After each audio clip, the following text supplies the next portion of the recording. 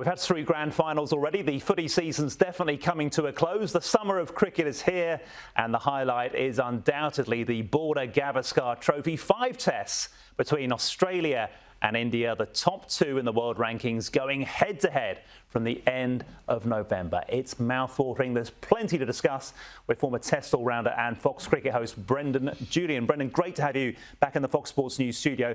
Just sum up how big this Australia-India rivalry's become. Well, Alex, great to chat about it, and I'm looking forward to the cricket summer coming here. Don't worry about that. But look, I think this series is going to be just as good as or as big as our Ashes series. It's the first time we'll have 5 Test matches against India. Yes, India have probably got up ahead of us in the last couple of series in Australia. We haven't won it for a long, long time, and I know that would be on the minds of Pat Cummins. But I think, given it's a 5 Test series and Ashes Test match series are 5. There used to be 6 way back in the 90s, but they've changed that. I think this is as big as it gets. I think these are the top 2 nations in the world at the moment. They've got an Ashes series coming here next year, so this will be a huge summer for the Australians. They're out there to try and win games of cricket, and I think that's the key for India. And they're coming out. This will be an aggressive series. Aggressive meaning, I think every Test match will go right down to the wire, and I think there'll be a result in every Test match because both captains will want a result. So that's going to be exciting, but that's the way that you beat Australia. You've got to be aggressive. The captaincy pressure off the shoulders of Virat Kohli. Probably the last time we're going to see him on Australian soil. He'll want to leave a mark, won't he? Unbelievable. I mean, for the Australian public out there, he's as good as Sachin Tendulkar. Look, he's not going to probably get to Sachin Tendulkar, 15,000 test runs, played 200 test matches. Virat's about 9,000. But having said that, the Australian public may never see Virat Kohli again here in Australia. They'll see him on the TV. So that is something special to go out and watch him. I think he'll be motivated. I think he's enjoying behind the scenes under Rohit Sharma. And I think for him, he'd want to dominate here in Australia. And I want to compare him a bit to Pat Cummins, because although Kohli might not be skipper anymore, they both have to act as ambassadors for their various teams and countries as much as being good cricketers. But behind the sort of nice facade and how well-spoken they both are, there's a fierce competitive streak, isn't there? I mean... Oh, well, I reckon Virat's even a bit more aggressive than Pat Cummins. And Pat Cummins is a pretty nice guy, and we love Pat Cummins, but I think Virat... I think he's got a streak in him that he likes to give it to the Australians. I'm not saying he gives it to them verbally, but you know when he walks out to bat, when he's out in the field, it's all around him. He is really the temperature of the Indian side, and I think he's enjoying that he's not being captain. They're very different.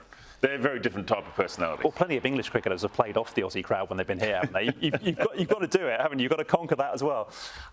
What about Pat Cummins? He's been such a successful Australia captain. Yep. How much is his legacy dependent on getting a result over? Well, I think it's big. I mean, look, you grow up and you revere Ashes cricket, and you think about winning Ashes series in England. Winning here in India, against India is a big thing, and it should be as well. I mean, we normally dominate our home ground. I mean, all around the country, we normally play pretty well. But for India and for Pat Cummins, we have not done that well. So, to me, that will be in the mind of Pat Cummins in this Test series. I don't think he'll want to rotate any quick bowlers. I don't think he'll want to change too many things. He'll want to make sure he's putting the best players on the park at the start of every Test match in Australia coming up. This will be a big moment for him to win this series. Australia have a really settled Test team right now. What's the one part of that side that might need a tweak? Well, look, you talk about a settled side, and I think it is. I mean, injuries are a bit of a concern, and obviously the one at the moment is Cam Green. Cam Green being injured. Whether he bats, whether he bowls, whether he basically misses out will be the issue. And the issue will be, I think, working out if Cam Green can bat, I don't think they're going to change the side. I don't think they're going to change the top 6. I know they're talking about changing the opening spot up the order. Me personally, I wouldn't do that. I mean, you've gone the West Indies a couple of Test matches, you've gone New Zealand a couple of Test matches in New Zealand. That's the last time we played a Test match, back in April. So I would leave Steve Smith at the top of the order. I wouldn't move any other batsman up the order. Now, if Cam Green does not play at all in the first couple of Test matches, then I would move Steve Smith back to 4. And then I would be looking for an opener. Now, to me, it's a Cam Bancroft who's done well in the last couple of Sheffield Shield seasons. Yes, Marcus Harris has got 100 in the last Shield game in the opening Shield round. Cam Bancroft missed out. And Matt Renshaw has been in the side basically for the last year, been waiting. So it is open. No doubt about that. No doubt about that. But I would not be moving Steve Smith away from the opening position unless Cam Green is not in the side. Would the selectors agree with you, though? I really like the selectors. I think they've done a great job. It just seems to me, if you have the same 6 that you've had in the last Test match against New Zealand, then why change it? And the selectors, to me, if they did change that, to me, that would be making a mistake. That would be like saying, well, we don't really know what our formula is. We had Smith for a couple of Test matches and then we've moved him out. If you've got the same 6 batsmen in the last Test match against New Zealand, then I would keep the order. Travis Head is not an opener. You may open in T20 cricket, one-day cricket. That's completely different. I would not be opening the batting with him. OK, what about the bowlers then?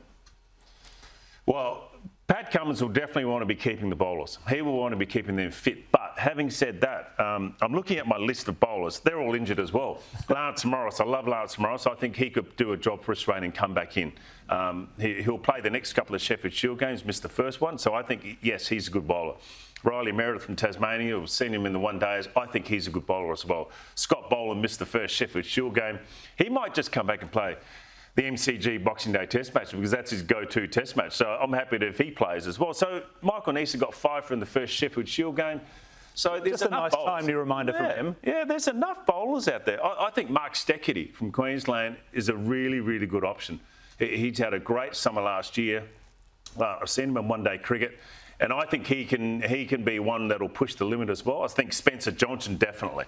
So to me, there's enough in the bowling department. Don't worry about that. I mean, you're going to go with the 3 quicks that we've got at the moment. You're going to go with Nathan Lyon. So I think it'll start that way. I don't think Pat Cummins will want to change it unless one of the bowlers completely loses form. But I think there are enough options out there at the moment. Who that bowler is, I think it's going to be on the conditions. You know, you go to Adelaide, you might go with a Neser. You go Spencer Johnson if it's up at the Gabba. You might go Scott Boland if it's in the MCG. But there's enough quick bowlers out there, and you need bowlers that bowl 145. You can't have guys that are going to be bowling military 135, 140. You've got to have pace if you want to beat India. Well, the current Australian quick trio have been, arguably one of the best of all time. Basic. Is there any concern about their age in terms of you don't want them all retiring at the same time? You don't want that massive hole. Well, look. Do you just pick a team to beat India now and absolutely. worry about that? You pick the best team that beats India right now. Look, it might be the last time we see Mitch Starc in Australia. He'll want to keep going till the Ashes. Hazelwood will want to keep going as well. I think Pat Cummins will want to keep going as well. But, you know, a long, hard summer against India is tricky, and that's going to be hard. I don't necessarily think we're going to see those 3 bowlers playing every Test match, purely because physically you might not be able to do that. So they'll have to slide a couple of bowlers in and out.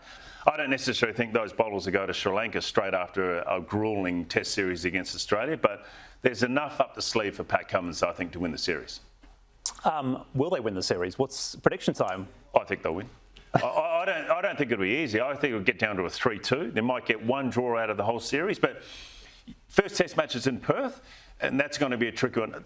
And better to be starting in Perth than the Gabba? Yeah, well, I'd rather start at the Gabba. Yep. And I think we've got a great record at the Gabba, but Perth have sort of upped the ante, probably played a little bit more and got it over there. So, yeah, I would rather start at the Gabba because we've got a great record there. But, you know, go to Adelaide for a day-night Test match. Anything can happen in the pink ball Test match. So I think this series will be tight. No doubt about it, but it will be aggressive. I think Rohit Sharma, the way that he captains will be aggressive and they'll be looking for results. It'll get down to batting.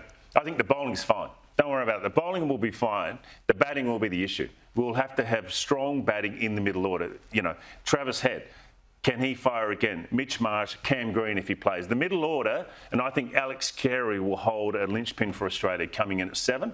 If he can have a really, really good summer like that 100, well, not the 90-odd he got against New Zealand the last Test match, he could be the linchpin for Australia to get their batting in order. It'll get down to who bats the best. Great that he showed such form after months without being in the middle. He's a good player. Let me finish with an unfair question, but it will just be there in the backs of the minds. If India were to win a 3rd time on Australian soil, that would be pretty serious, right? Yeah, I think it would be. I think Australia pride themselves on being the #1 Test nation, but they pride themselves on winning in Australia. And it's unheard of that India would come out and dominate Australia in Australia. Not many teams do that around the world. India's probably in the last 10 years is the only team that's dominated Australia in Australia. Yeah, I think the question mark would be open. And what will happen if they lose the series, the question mark will be, was the Steve Smith's experiment top of the order worth it? We don't know.